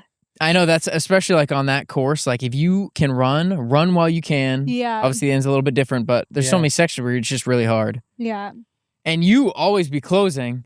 You were ahead in the last couple miles. Describe you and Clark. You were dropping. You did tell me about that. How I always finish strong. I don't know if it was said on the podcast or before we started filming. Yeah. Like, well, he said he said I always finish strong. I have to do it today. You did. You were dropping sub 9. Coming out of Sawyer, there's plenty of spots where you can like gain ground. And Clark was like, "You want to shuffle a little bit on this section?" I'm like, "No, but I will." Yeah. So he was pushing me in that aspect, which was really good. Yeah. And then coming out of coming out of that when Clark's saying you want to shuffle a little bit, yeah, for anyone like pacing someone in 100, like I think saying like something a little like let's shuffle a little bit, you want to get a couple steps, like let's just run a tiny bit. Yeah. That is so helpful because it's just like reminding them like, yes, you got to work a little bit. You don't have to kill yourself, but just like move a little bit. And it's like a nice, I like hearing that and I like saying that to people. Yeah. Like not say like, we got to run this whole thing, but like, let's grab a couple steps if we can. Right. Yeah. Yeah. And that's a good motto. And then, it can turn into finishing strong. Yeah. Yeah. He was telling me, he did a great job at that last part. So yeah. he was like, yeah, it's just Hancock Notch Trail. You know how it is. And then after we get to the junction of is the Hancock Trail? Hancock Trail. Yeah. Yeah, what is we it? We gotta gain some ground there. I'm like, oh, okay. He's not. It's kind of like what we learned out of Scutney. Your crew doesn't ask you; they tell you. Yeah. Right. And I was like, oh, okay. Because at that point, I wasn't sure if I would still get the record. I kind of threw it away. Yeah. Wow. Like, I'm just gonna focus on the win. Yeah. I guess. Yeah. But even then, Clark and Lyle, they wouldn't tell me how far ahead I was. I asked. They wouldn't tell you. Yeah. They were like, keep moving. They were just like, you're doing very well. I'm like, wow. Okay. So I was asking Clark, like, are you telling me to shuffle because I'm falling behind? Yeah, I would want to know. I would be like, no, tell me. He's like, no, you're doing good. I'm like, you're freaking lying. Yeah, because sometimes Pacer does try to play tricks to let me like, you're doing good. Yeah. No, but you were cruising. And then the last was, I don't know, in the group chat, what was Clark saying when you were dropping 9 somethings in the last 4 or 5 miles? Is he just like, he's flying 9? This is what I picture Clark saying, 9:30, 8:30, this guy's moving. Yeah. Well, okay. I'll start from. I know, I jumped a long section, but good. When we left Hancock aid station. Okay. Yeah. I knew there's a sign right there on the Easy Up that says, I think, 8.6 miles to go. Mm-hmm. Yeah. I was like, okay, 8.6. Let's get it. You can do it. And then when we got on the Cank, that little section before Greeley Ponds Trail, he asked me, do you want to know? I'm like, yes, tell me. Tell me whatever you're going to tell me right now. He's like, 1:00 p.m. is 30 hours. And I was like, well, I forget what. It was like a little after 11 at that point. I'm like, yeah, I know. I don't know if it's going to, I don't know about it. He's like, well, we'll see. Let's try. Yeah. Or something like that. Because before that, you were probably moving a little under 4 miles an hour in some of that Hancock Notch in the backside of Tremont. Yeah. And so you're probably thinking like, 4 miles an hour is like, that's running on these trails. And going up to Greeley Pond. Right. That's annoying. It's annoying. Yeah. Yeah. I told him, I'm like, well, the Greeley Ponds, like the beginning is crappy. He's like, yeah, it is. But after you get to the height of land, I mean, you're there. Yeah. Yeah. You get to slide in. Yeah. Yeah. So the whole way, all 3 of my pacers, I had them in front of me. Yep. Okay. The original plan was to have them behind me. But I think, what do you call that? The pull from the front. Yep. Helped me a lot. Nice. So he kind of set the pace as being fresh as he was. Yep. And I tried to stick with him as much as I could. And we kind of, I don't know if we ran or I forget. I don't know if we ran or power hiked I think we just power hiked the Greeley Pond section. Yeah. Got to the height of land. There's two little bumps. One's bigger than the other. That last one. Yeah. That we power hiked. He's like, don't worry about running up the uphill. We've gone 100 miles plus so far. Yeah. Don't worry. So your watch must have ticked 100 miles right around there. I think my 100 was at the aid station. Oh, at the aid station. Okay. Yeah. So at that point, I had my watch, like the watch face was how much I had left. I want to see it. Yeah. I was like, we're at this point. I don't know what time it was right now, but actually, yeah, it was like just after 12. Yeah. and I had like just over 4 miles to go. I'm like, is this distance correct? I don't. Yeah. He's like, yeah, that sounds right. I'm like, okay, let's go. Hammer down. Let's go. I'll put the hammer down, but not if it's 0.1 more than that. Then, yeah. He's like, well, let's just worry about the record right now, not 30 hours. I'm like, all right, yeah, sure. Yeah. Sure. And we just keep going and going. My pace gets from like 13 minutes, 12 minutes, 9 minutes, 8 minute and change. Yeah. Like, oh my gosh. You posted that thing with the what it looks like on trail, but what it feels like with the, I don't know, those fighter jets or whatever flying in. That is, at the end of a race, you could be running a 12-minute mile. You're like, I'm flying. Yeah. So if you're running 8 something, I'm sure you were like, yeah. I'm I mean, it's all like, I don't know. It's not gravel, but it's like gravel and downhill. Yeah. Mm-hmm. But like, I don't know. I was just moving. Were you breathing hard, or at this point? Yes. You were. Yes. You were. Yes. Oh my gosh. I was like, I'm breathing hard, probably way too hard right now, but I'm almost done. I can worry about that after. Yeah. Definitely. Dang. Finish in style. And then I guess we'll just to wrap your last section up, the final time, 29:41. How did that feel? Were you like, what'd you feel? What were the emotions? Describe us running through there was a bunch of people there. There was a few. I liked you came through the line. You're like, yes, yeah, we made it. We did I was like, it. I got to do something at the end, you know?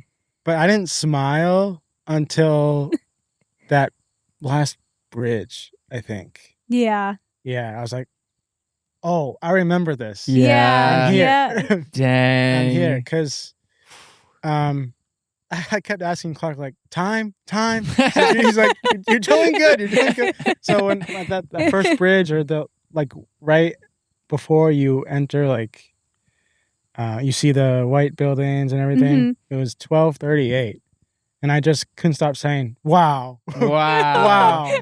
What? A lot of people were saying that. Yeah. Yeah. So it ended up being 12:41.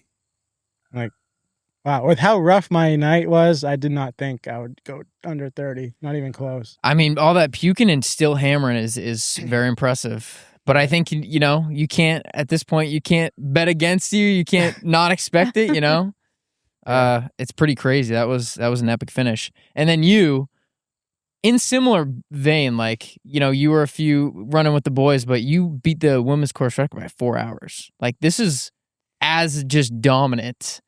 How did the last section go? It went by so fast. I think because I had been moving so slow for so long that, like, once I started moving, it was like the miles just like ticked off. And like I said, Ashley had the boombox with the playlist I made beforehand, and my husband had added like a bunch of random songs to the playlist. So like all of a sudden, like Whitney Houston is playing, like all this like and like it was just making me laugh. Yeah. And like I was running hard, but like I was still like, we would change the lyrics of songs to like my pooping situation. So we were still like, it was like typical Ashley, Lexi run, like having fun and like trying to get across some of the water crossings, like just dying laughing at my patheticness trying to like get across. And like, so I go from like laughing, having fun to like just like so zoned out. And when it got to those, like she texted Jeff to be like, okay, she's coming. We only have like 5 miles. That's when I knew I was going to get under 34. But then I was like, well, let's see like how under 34 I could get. And that's when I really started like labor breathing. Yeah. Yeah. There was like some guy that was like standing in our way on like Livermore Road. Like, what are you guys doing? And I was just like, we don't have time for this. Like, sorry, see you later. Yeah. And there is like a couple of little like climbs right before the finish too. Like the watch says no more hills, but like you're going slightly uphill. And like I ran every single you're like this like so hard. And like And then like a couple 20-milers passed me. And I think they thought I was running 20 miles too. Oh, wow. They like wouldn't really look at me, like they just snuck past. And like, wow. There was another spot like right before the tunnel where there was like a family of people started asking what we were doing and getting in the way, and Ashley's just kind of like coming through. So it was definitely weird. But yeah, I felt really strong. That last section. I just couldn't believe I was moving. I did stop for one more poop like 2 miles from the finish. Dang. I was like, okay, one more. It's like, one more. I can't believe it. It's so crazy. I was running so fast, but relative. But yeah, just like getting like once I got to like the tunnel is when I was like half crying, half breathing hard. And then once I got around the corner, that's when like I was hysterically crying. Yeah. Like you could barely see like the finish line because I was just crying so much. I think you could hear it in one of the videos at the end. Yeah, you can hear it, which I think it's the perfect way to finish an ultra. Like that's how people dream of doing it. The thing is too is it's like I was crying because I was winning and course record, but I also was crying because like my stomach hurt so bad. I couldn't wait to be done. Like I just was like, oh my God, I can't wait to just be done. For sure. Like, but still pushing and breathing hard like through the end is just, it's so impressive. And then I saw my dog, so that obviously, although like I sat on the ground and like was waiting for the dogs to come and they ran to Ashley first. I don't think they recognized me. That is brutal. But like there's a video where they like go over to Ashley and I'm just like, are you kidding me? That's just And then mean. they finally came over. So 33:12, 4.5 hour course record. I think, well, I mean, obviously, like, both of you guys, like, had your stuff that you had to deal with. That's, like, every ultra. But you had pretty good weather. You closed really hard. The weather Saturday was gorgeous. Yeah, so good for August, Which I think last year was actually pretty good weather, too, though. Like, there's been some pretty good weather years for it. Yeah, it got hot. Like, I think for our race, it started out humid and then got nicer and nicer. And then I think the 100 last year, like that Saturday got really hot. Yeah. And I'd rather it be like hotter in the beginning than the hotter first day. In the end. Yeah. Yeah. No, that's good. And yeah, like, did you guys, like, how long did it take you for be like, dang, I just like really smashed the CR in one of the biggest races? Like, was this your first 100-mile buckle? Yes. Because you've run 100 at a Scutney and Bubba's, but not like 100 race. Exactly. Were you looking at that? Like, what were you thinking after? So, I don't know if it fully hit me until, was it yesterday or Monday? I don't know. But right after I finished, I was like, give me a chair, please. Give me a chair. So I sat down in a chair and I just started crying. Yeah. I mean, I got, honestly, this never happened before. I got emotional before it started.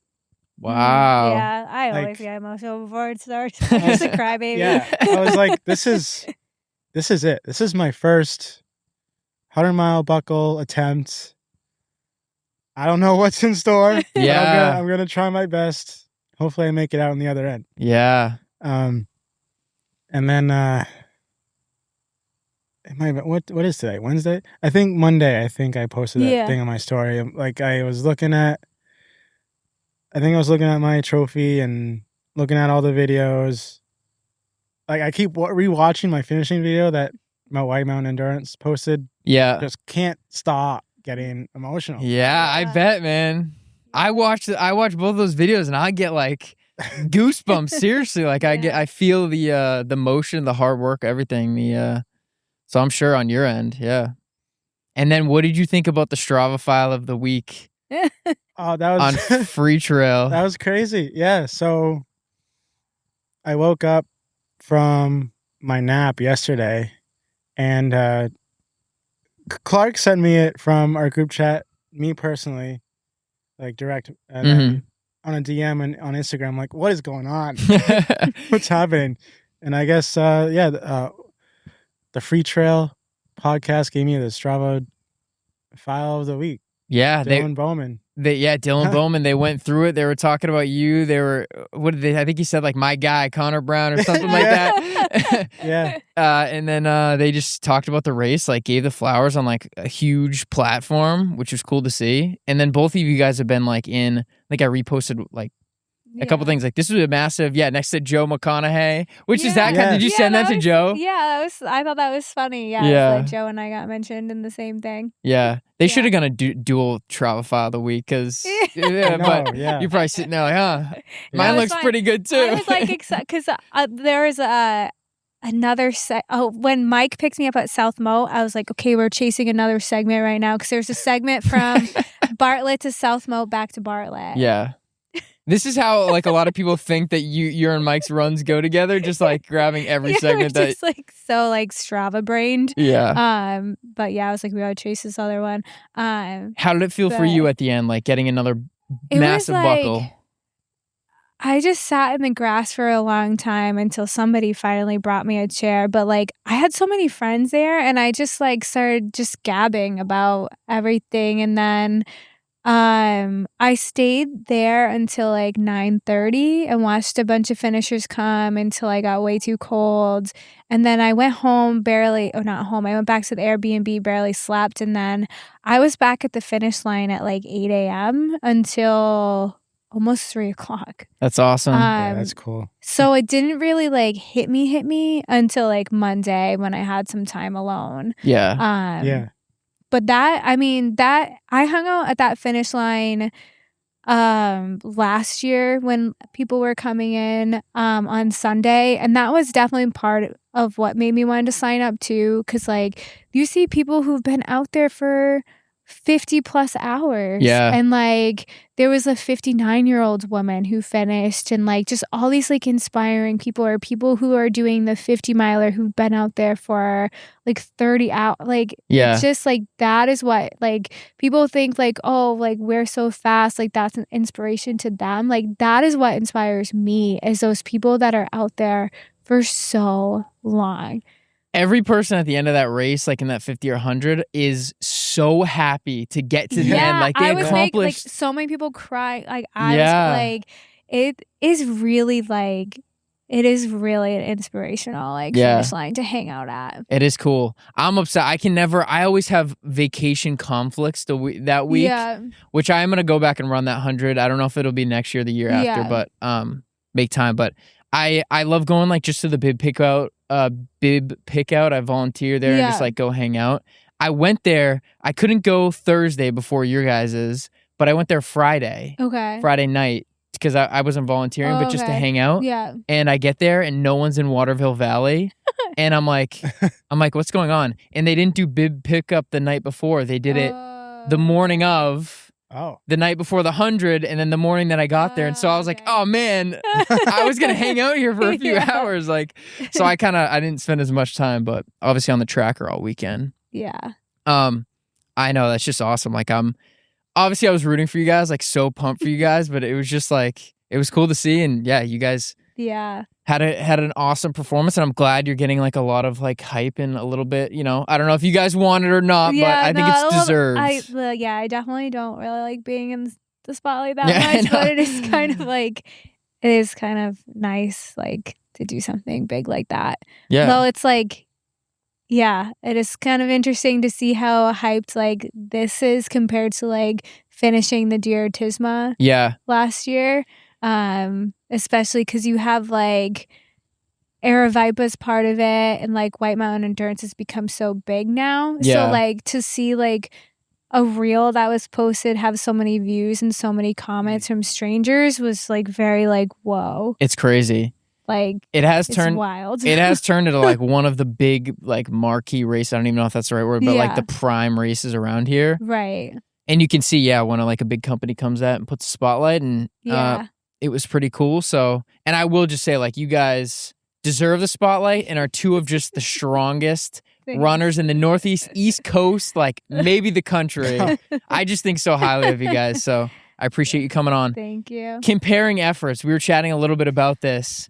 This is, I don't know if anyone else has done these two routes. No. So I've been thinking about it so much, like, what is harder, the White Mountain 100 or Jigger? What do you think? It's so hard because, like, Jigger's 14 miles longer, but 8K less vert. Yeah. Between 6 and 8K less vert. And obviously, Jigger has way more runnable terrain. But the thing, key differences. White Mountain 100, you can have a pacer from the start. You can have somebody mule for you, which makes a big difference. Like the aid stations are so far apart. At Jigger, and you can't have anyone till Bartlett pace you. Sawyer. Oh, you can? Yeah. Oh, see, I didn't even know. I think it was. Yeah, I think maybe you are 25. right. Yeah. Okay, but yeah, so you can have people then. Somebody, I forget who it was, but somebody at the finish said something to me about how the Osceolas and Tecumseh was like groomed trails, and the rest of it didn't seem groomed. And I think what they meant was like maintained. Like when you go do like Tremont and Attitash and those, they're not as easy to follow. They're unkempt. And the White Mountain 100, those are all very popular trails. Yes. Like you're not going to get off trail doing the White Mountain 100. Yeah. So there's that aspect of it as well. And the White Mountain 100 is pretty much all hiking. You're going up, hiking down. Like the trails are so technical. There's not much actual running. Yeah. Versus Jigger, you're hammering it for 4 miles and then trying to go up. It's really hard to change gears. And I was taking those runnable sections pretty conservatively, but then I would go to climb uphill and my legs would be dead. So it is like, it's really hard to tell which is harder. Could I do 33:12 at White Mountain 100?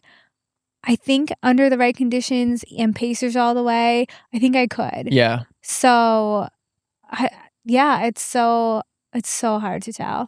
I know. I think you brought up a couple good points. The first one, which I think makes these trails so hard and like we know it, is yes, like the actual what you're running on the surface can be rocky, rooty, whatever. Mm-hmm. But a lot of these trails, how do you like running when you're getting hit with like branches all the time or stuff being down, water crossings and like navigation issues all the time? That is part of what makes these trails so slow. Right. And when you go to like the White Mountains 100, it's all AT. You never really have anything that's in your actual like body's way. It's more just the rocks. Yeah. Like when I run at the Uncanunics, I always think about this.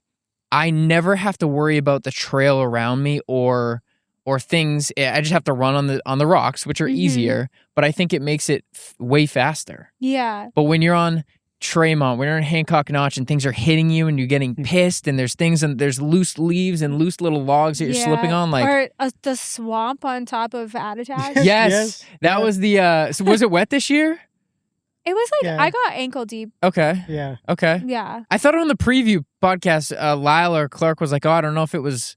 I was told that was always wet. But yeah, anyway, there's a little bog that you just walk through. You're like, I just have to walk through this bog. Well, and I was comparing, so I felt like Attitash and Table were kind of like the Kinsman section of the White Mountain 100. Yeah, okay. It's like all those little ups and downs. Like I felt like Table Mountain was like Mount Wolf. Mm-hmm. And then if you compare like Ethan Pond to Hancock Notch, because they're both wet, like Ethan Pond's way easier than Hancock Notch. Yeah. Yeah, so it's hard to tell because it's 14 miles longer. Those 14 miles are runnable. I don't know. I know. I think the other thing too, I do think 8,000 feet of climbing is going to take longer than running 14 extra miles, especially on runnable. But the thing that like weighs them, I think they're probably pretty close, is the pack. You have to carry all the stuff. Yeah. If depending on how you do your style. And then going in August, it could be a hot day. Right. And Ashley was like, my pack for pacing you was heavier than my pack for the White Mountain 100. Yeah. Because she just did it. Yeah. So. Yeah. Yeah. So I think they're probably pretty close time. Pretty comparable. Yeah. What do you think was harder on the body? Jigger because more running or? I don't know. My body felt great. I mean, what? I just think both, like White Mountain 100, I had the hyponatremia issues at the end.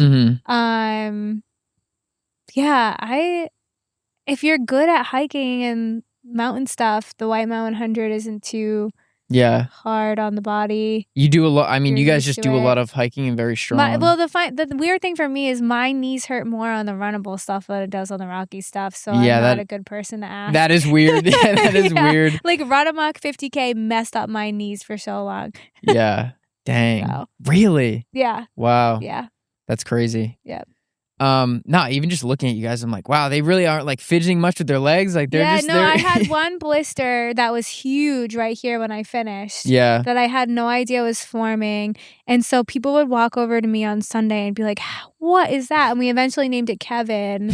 So like, yeah, his name is Kevin, and he sadly passed away the other night in my sleep. I didn't even feel it. But R.I.P. Kevin. I had a question about that because I don't know if you had posted like I saw a photo or something. Is that from heel locking? Because I had an issue. I always heel lock and I've never had an issue, but I definitely think it was from my tongue. The tongue of the shoe rubbing. I had an issue recently with heel locking in the La Sportiva Prodigio Pros. The lace felt like it was cutting my like right there. It could have been. I don't know if I mean the Prodigio Pros too, that has like a longer, it's like almost like a gaiter, right? Yeah, it has one of those black black I've never had gaiters. issues. I mean, I guess I have a little mark here too, so I might have just heel locked them a little too tight. Yeah. But that was the first time that's ever been an issue. Yeah. What'd you guys wear for shoes?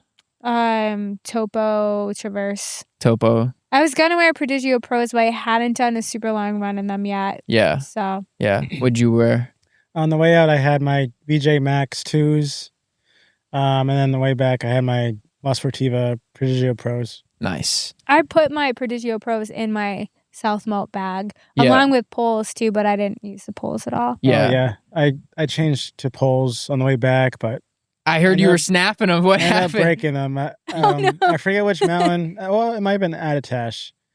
I fell backwards, I think, on the way down, and just snapped right in half. Wow. Yeah. Oh no. So, did you? What did you do? Did you just give one? They're the foldable kind, so I folded both of them and just put it in my pack. Yeah. Just like stop. So you only had them for like a few miles. Yeah. Oh man. Did you snap another pair or just that one? I snapped black diamonds too. Yeah. Or no. Oh. Well, kind of. So those were the foldable kinds as well. Yeah. But the top section kind of just came loose and wouldn't go back in. And also the bottom, what's that called? What basket? The basket. Fell off somewhere. So every time I would stick it in the ground, I would stick even farther. Yeah. There was that. I mean, those poles take a beating. Yeah. But did you no poles the whole way? No, I never. Yeah. Use poles really, and that's when the Aaron at one point was like, you don't have any poles. Where's your poles? And we were climbing up something and I was like, dude, I'm so short. My arms are like touching the ground when I am going uphill. Like my arms are basically poles. My face is in the ground when I'm going uphill because I'm so short. So like, I feel like poles just don't really help me a lot unless like I'm really suffering. Yeah. You really need them. Yeah. And so, no, it doesn't seem like any major injuries for you guys. That's like amazing coming out of, obviously, you got stomach things, you got a little, you know, you're having. But then I will say, like, I'm a little bummed that I don't, like, my knees don't hurt or something because I feel like my stomach slowed me down to the point where I wasn't, like. Your legs had more in them? I feel like I definitely had a little bit left. Yeah. So that was, like, a slight. Yeah. Bummer. Like I probably spent like at least 30 minutes pooping. Yeah. So. Yeah. It always stinks. You're always like, even a really good effort, it always stinks. Sorry. Sorry. Yeah. You're always like thinking like, there are places where I could have made up time, but you know, in the moment, you're trying your best. You're giving your all, you know? Yeah. Are you guys just chilling for a couple weeks? Like you're not easing back into run, like not even thinking about running yet, right? I mean, maybe like a little jog here and there, but I want to get into cycling a bit more. Yeah. I do want to start working on Grid 2 more, though. I have a lot of September, October peaks, but it will be mostly hiking. You're just gonna bury me on Grid 2 too. It's gonna be I know. Yeah, you definitely will. Yeah. But yeah, I mean, I'm usually injured in September, October, so it'll be nice to spend more time in the whites. Yeah. But it will be mostly hiking, not much actual running. Yeah, that's awesome. How are you feeling, Conor? Like, what is your normal routine after a big effort? You don't bike much, right? No, I don't. I mean, I usually say, after this race, I'll take it easy. Yeah. But then I was like, well, I'm always like, I'm super fit right now. I don't want to lose it. So I just keep running. But I told Lyle during the race, I'm like, yeah, I think I'm going to take a running detox after this. Yeah. Which might last like a week. Yeah. I feel like it's always it goes. good to go. Yeah. Yeah. I remember last year after Scutney or something, Ryan was like, yeah, I just saw Conor and Lyle a few days after the race. Like they were ripping around, taking crowns from people or whatever. But no, do you guys have any other races on the radar this year? Or are you kind of like just back to gridding?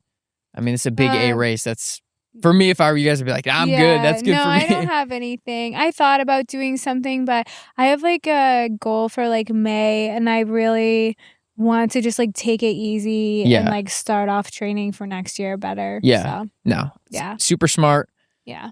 And summer's closing kind of fast. It's kind of shocking. Yeah. It's mid-August. Snowshoes before I know it. Yeah. So. Oh God, stop it. Oh, Stop boy. it. Conor, what do you have on the agenda? Well, I got Bubba's on October 3rd. Yeah. Are you still, what's your mindset at? Because I know you're signed up for Bubba's and you're signed up for a Scutney. Who knows? Yeah. What's your mindset for like, I guess we'll just start with Bubba's. Like, still your A race? Bubba's is the A race. The A race for the year. So you're still like, And recover? Yeah. Get ready for Bubba's? That's awesome. I mean, obviously rest up. And then what do you just train the same going into Bubba's? Or are you going to train different this year? Or what do you think? I think I typically train the same. I still like doing my vert, although it's only 250 feet of vert per lap, but yeah, I still think it helps. Yeah. Keep the legs strong. Yeah. Awesome. Well, again, congrats, guys. I mean, like such epic performances. Who knows? It's gonna take a cool year and like a crazy, but I think the course records could stand for a while. And yeah, always excited to see what you guys do next. Thank you. So yeah, appreciate you guys coming on. Congrats again. Thanks for having us Thanks on. for having us. Yeah. All right.